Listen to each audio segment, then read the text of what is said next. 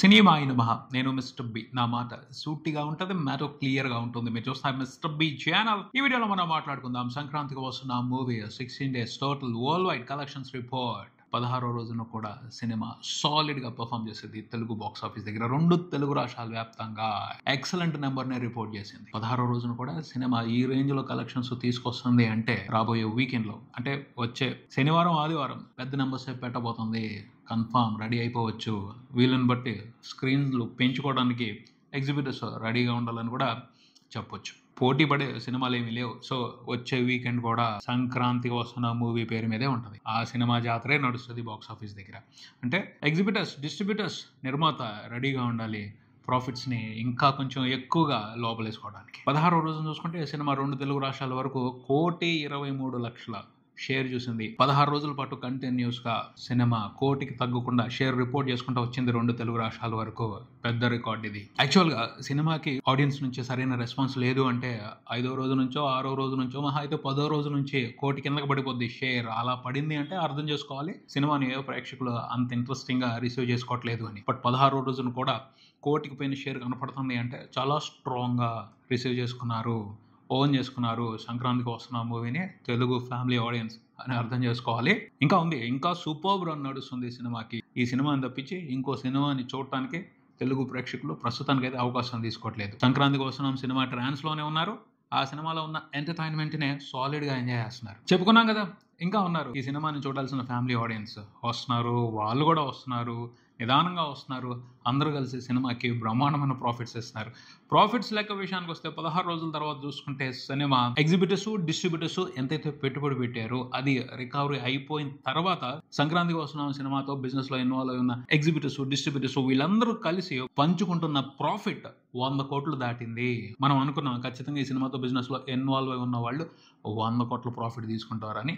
పోతే అది ఏ రోజుకి అవుద్ది, ఫుల్ రన్ అవుద్దా, మధ్యలోనే అవుద్దా చూసుకుంటే 16వ రోజుకి అయిపోయింది. సినిమాకి జరిగిన బిజినెస్ ప్రపంచవ్యాప్తంగా చూసుకుంటే అరౌండ్ 43 కోట్లు. ఇప్పటి వరకు చూసుకుంటే సినిమా ప్రపంచవ్యాప్తంగా రిపోర్ట్ చేసిన షేర్ 145 కోట్లు దాటింది. 102 కోట్ల వరకు ప్రాఫిట్. బ్రహ్మాండం. ఓ మీడియం బడ్జెట్ సినిమా 100 కోట్ల పైన లాభాలు తీసుకోవడం అనేది పెను సంచలనం. 2 తెలుగు రాష్ట్రాల వరకే 16 రోజుల్లో సంక్రాంతికి వస్తున్న మూవీ టోటల్ గా రిపోర్ట్ చేసిన షేర్ చూసుకుంటే 122 కోట్ల వరకు ఉంది. నైజాంలో సినిమా 40 కోట్ల మార్క్ కి దగ్గరగా వచ్చింది. రాబోయే వీకెండ్ లో 40 కోట్ల మార్క్ ని దాటేసి ఇంకో కొత్త సంచలనాన్ని సృష్టిస్తుంది. ఓ మీడియం బడ్జెట్ సినిమా నైజాం వరకు 40 కోట్ల షేర్ చూడటం అనేది పెను సంచలనమే, అరివీర సంభవమే, ఆశ్చర్యపోవాల్సిన సంభవమే. అద్భుతంగా పర్ఫామ్ చేస్తుంది 2 రాష్ట్రాల్లోనూ. ఈ ఏరియా ఆ ఏరియా అని కాదు, అన్ని ఏరియాల్లోనూ ఎక్సలెంట్ గా పర్ఫామ్ చేస్తుంది, ఎక్సలెంట్ గా ట్రెండ్ అవుతుంది. మంచిగా వస్తున్నారు ఆడియన్స్ సినిమాని చూడటానికి.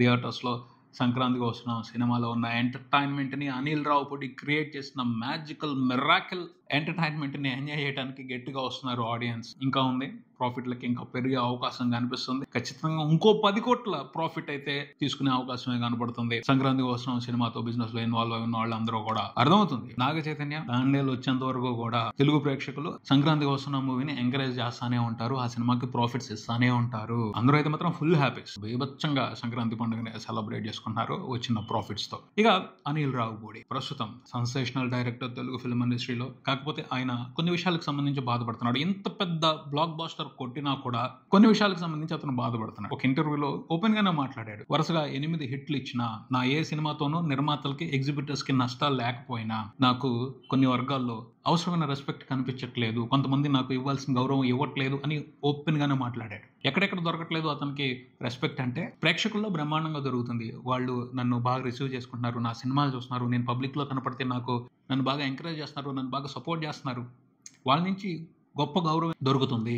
కానీ ఫిలిం ఇండస్ట్రీ నుండి, మీడియా నుండి, క్రిటిక్స్ నుండి నాకు అవసరమైన రెస్పెక్ట్ దొరకట్లేదు, ఎందుకో అర్థం కావటం లేదు అని చెప్పాడు. దీని గురించి అయితే మాట్లాడుకోవాలి. ఫిలిం ఇండస్ట్రీలో రెస్పెక్ట్ లేకపోవడం ఏంటి అనిల్ రావుపూడి ఎవరైనా సర్ప్రైజ్ అవుతారు ఆ మాటలు వింటే. మీకు సూపర్ రెస్పెక్ట్ ఉంది, సినిమా చేస్తానని చెప్పండి, మీ ఆఫీస్ ముందు ఎంతమంది క్యూ కొడతారు, మీ రేంజ్ మీకు తెలుసు కదా. అదైతే మాత్రం కరెక్ట్ స్టేట్మెంట్ అనను. ఏ ఇండస్ట్రీలో అయినా సరే ఒక మనిషి వరుసగా సక్సెస్ఫుల్ కొడుతున్నాడు అంటే అసూయ పడేవాళ్ళు, ఈర్ష్యపడేవాళ్ళు ఉంటారు. దాన్ని పట్టించుకోకూడదు. అది రెస్పెక్ట్ ఇవ్వకపోవడం కాదు. క్లియర్ గా రాజమౌళికి కూడా ఉంటారు, ఆయన విమర్శించే వాళ్ళు ఉంటారు, ఆయనకి సంబంధించి ఈర్ష్యపడే వాళ్ళు ఉంటారు. సో ఇండస్ట్రీ మిమ్మల్ని రెస్పెక్ట్ చేయట్లేదని మాత్రం అనొద్దు. ఎందుకంటే మీతో సినిమాలు చేయడం కోసం పెద్ద పెద్ద స్టార్స్ ఉత్సాహాన్ని చూపిస్తున్నారు. బాలయ్య బాబుతో చేశారు, వెంకటేష్ బాబుతో చేశారు, రేపు మెగాస్టార్తో చేస్తున్నారు. ఆ తర్వాత మీ మనసులో కోరిక చెప్పారు నాగార్జున గారితో కూడా చేయాలి అని. అది కూడా జరుగుతుంది. ఆయన ఖచ్చితంగా అవకాశం ఇస్తారు. సీనియర్ సూపర్ స్టార్స్ నలుగురితో చాలా కొద్ది మందికి మాత్రమే సినిమాలు చేసే అవకాశం దొరికింది.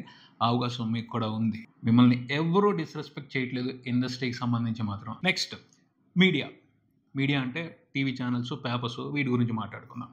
ఖచ్చితంగా అతనికి ఇవ్వాల్సిన రెస్పెక్ట్ ఇస్తున్నాయి, అతని గురించి నీట్గానే కవర్ చేస్తాయి. కాకపోతే అవి సెన్సేషనల్ అవ్వట్లేదు. ఎందుకంటే వివాదాస్పదమైన వ్యాఖ్యలు ఏవి కూడా అనిల్ రావుపూడి చేయడు, కాంట్రవర్షియల్ జోలికి వెళ్ళడు, లేకపోతే క్రేజీగా మాట్లాడు, క్రేజీ స్టేట్మెంట్లు ఇవ్వడు. కాబట్టి అతనికి ఆ ఫాలోయింగ్ అలాగే ఉంటుంది అని చెప్పుకోవచ్చు. సో డీసెంట్గా ఉంటాడు. మీడియాలో తన ప్రవర్తన చాలా డీసెంట్గా ఉంటుంది. సో డీసెంట్గా ఉండే వాళ్ళకి డీసెంట్ రెస్పెక్టే ఉంటుంది, కానీ క్రేజీ రెస్పెక్ట్ రాదు. అది అర్థం చేసుకోవాల్సిన నిజం. ఇక క్రిటిక్స్ మాత్రం కొంత గట్టిగానే, వాళ్ళల్లో మాత్రం రెస్పెక్ట్ లేదు. క్లియర్. ఆ విషయాన్ని మాత్రం మనం అర్థం చేసుకోవాలి. ఎందుకని అంటే కంటెంట్.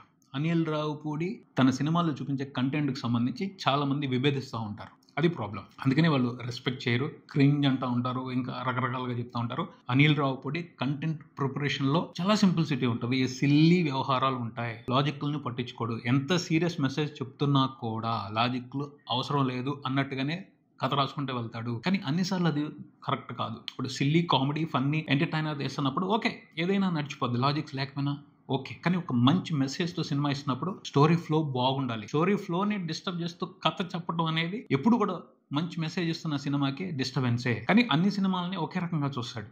Package, item. ఈ సినిమా ఫ్లోని క్లియర్గా రాయటం దగ్గర అతను ఎప్పుడు కూడా ఐటమ్స్ని పేర్చడంలోనే ఎక్కువ దృష్టి పెడతాడు, దాని మీదే ప్రత్యేకించి కేర్ తీసుకుంటాడు. అంతేగాని ఒక ఫ్లోలో స్టోరీ రాయడు. అది అనిల్ రావుపూడికి సంబంధించి complaint. Character arc, act structure ఇలాంటివి నేను ఫాలో అవునని చెప్తున్నాడు. అది ఆయన ఇష్టం. సినిమా ఇలాగే తీయాలి అని రూల్ ఏమీ లేదు. కాకపోతే ఓ ఫ్లో అనేది ఉంటుంది స్క్రీన్ ప్లేకి. 3 యాక్ట్ స్ట్రక్చర్ ఫాలో అవ్వకపోయినా స్క్రీన్ ప్లేతో మ్యాజిక్ చేయాల్సిన అవసరం ఉంటుంది. మ్యాజిక్ అంటే టైం పాస్ లేకుండా చేయటం మ్యాజిక్ కాదు. ఇన్వాల్వ్ అవటం, ఎమోషనల్ డెప్త్ తీసుకోవటం, మెస్మరైజ్ అయిపోవటం, ఇలాంటి ఫీలింగ్స్ ఉంటాయి. అలాంటి ఇవ్వటం దగ్గర కొంచెం వీక్ అనిల్ రావుపూడి. ఎంటర్టైన్ చేస్తాడు, టైం పాస్ అంటే అది పాస్ అయిపోతుంది. తను రాసే స్క్రీన్ ప్లేలో ఓకే ప్రతి సీన్ని పాస్ చేపించేస్తాడు. ఓకే వెళ్తుంది, ఓకే ఓకే ఓకే ఓకే కాదు. ఎక్స్పీరియన్స్ డీప్గా ఉండాలి, మెస్మరైజింగ్ థ్రిల్లింగ్ ఎక్స్పీరియన్స్ ఇవ్వాలి. అలాంటివి ఇవ్వలేడు. అదే అతని ప్రాబ్లం. దానికి సంబంధించి చాలామంది అతన్ని క్రిటిసైజ్ చేస్తారు. అక్కడ రెస్పెక్ట్ దొరకట్లేదు అన్నది వాస్తవం. దాన్ని మార్చుకోవాలి. బట్ మార్చుకోవాల్సిన అవసరం లేదని కూడా అతను కొడుతున్న హిట్లను బట్టి అర్థం చేసుకోవచ్చు. ఎందుకంటే అతను ఏదైతే ఎంటర్టైన్మెంట్ క్రియేట్ చేస్తున్నాడో దానికి హ్యూజ్ ఫ్యాన్ బేస్ ఉంది. వాళ్ళు దానికి కనెక్ట్ అయిపోయారు. వాళ్ళు అతను క్రియేట్ చేస్తున్న కామెడీని ఎంజాయ్ చేస్తున్నారు. సో ఒక బ్రాండ్ పడిపోయింది. అలాంటి సినిమాలు తీసుకుంటే అతను మంచిగా బిజినెస్ చేసుకోవచ్చు. ఈ విషయం మాత్రం చెప్తాను క్లియర్గా. స్క్రీన్ ప్లే విషయంలో హీజ్ స్కిల్డ్ టెక్నీషియన్ అని అయితే మాట్లాడిన కానీ పక్క బిజినెస్ మ్యాన్. ఎలాంటి బిజినెస్ మ్యాన్ అంటే పూరి జగన్నాథ్ గారు చూపించారు చూడండి బిజినెస్ మ్యాన్ మూవీలో సూర్యాబాయిని. అదే మాదిరి బిజినెస్ మ్యాన్ అనిల్ భాయ్ తెలుగు ఫిల్మ్ ఇండస్ట్రీని ఏలడానికి వచ్చాడు. అంటే బిజినెస్ పరంగా తన ఇంటెన్షన్ అదే, నా సినిమా ఫెయిల్ అవ్వకూడదు, నా సినిమాకి డబ్బులు రావాలి, అదే తీస్తున్నాడు, అదే చేస్తున్నాడు. ఆ విషయానికి సంబంధించి అతను సక్సెస్ అవుతున్నాడు. లాసులు తీసుకురావట్లా, నిర్మాతలకి బెనిఫిట్ ఇస్తున్నాడు, ఎగ్జిబిటర్స్ కి డిస్ట్రిబ్యూటర్స్ కి ప్రాఫిట్స్ ఇస్తున్నాడు. బిజినెస్ పరంగా చూసుకుంటే అతను ఏదైతే చేస్తున్నాడో అది కరెక్ట్. అతను సక్సెస్ఫుల్ బిజినెస్ మ్యాన్, అందులో అనుమానమే లేదు. పర్ఫెక్ట్ గా సూర్యాబాయి మాదిరే, పూరి జగన్నాథ్ గారి సూర్యాబాయి మాదిరే is a perfect business man. ఎలా చేస్తే బిజినెస్ డెవలప్ అవుతాయి, ఎలా అయితే ప్రాఫిట్స్ వస్తాయి ఆలోచించి పక్కగా కొడుతున్నాడు. అలా ఉన్నప్పుడు కొంతమంది సినిమా అనేది కేవలం బిజినెస్ మాత్రమే కాదు, దాంట్లో ఆర్ట్ ఫామ్ కూడా ఉంటుంది. ఆర్ట్ ఫామ్ కి బిజినెస్ కి మధ్య కనపడకుండా ఒక లేయర్ ఉంటుంది. అని అందరూ అర్థం చేసుకోలేరు. కొంతమంది అర్థం చేసుకుంటారు, కొంతమంది రెండింటిని మిక్స్ చేస్తూ ఉంటారు. ఆ ప్రాసెస్ లో క్రిటిసిజం వస్తుంది. ఆయనే చెప్పారు కొంతమంది దర్శకులకి చిన్న విషయానికి సంబంధించి కూడా బోల్డంత పబ్లిసిటీ వస్తుంది సోషల్ మీడియాలో అని. ఎందుకు? అది ఆ కళలో ఉన్న ఇంటెన్సిటీ, ఆ ఎమోషన్ కి సంబంధించిన ఇంటెన్సిటీని అలా ఫీల్ అవుతారు కాబట్టి వాళ్ళు ఆ పోర్షన్ ని, ఆ డైరెక్టర్ ని, ఆ స్కిల్ ని, ఆ టాలెంట్ ని ఎక్కువ హైలైట్ చేస్తారు. అందుమించి వేరేమీ లేదు. ఖచ్చితంగా అందరిది ఒకే రకమైన విషయం ఉండదు, అందరికి ఒకే రకమైన టాలెంట్ ఉండదు, అందరి దగ్గర ఒకే రకమైన స్కిల్ ఉండదు, రకరకాలుగా ఉంటాయి. అనిల్ రావుపూడి స్కిల్ ఇది. Wonderful business man, wonderful cinema business man. ఆ విషయంగా అతను super successful, block buster successful. ఇదే ఇక్కడికి మరో వీడియోతో మళ్ళీ కలుద్దాం. ఈ వీడియో మీకు నచ్చితే లైక్ చేయండి, మీ ఫ్రెండ్స్ తో షేర్ చేసుకోండి, మీ అభిప్రాయాన్ని కామెంట్ చేయండి. ఈ ఛానల్ ని సబ్స్క్రైబ్ చేయండి. నేను mister B, watching mister B channel. Thank you.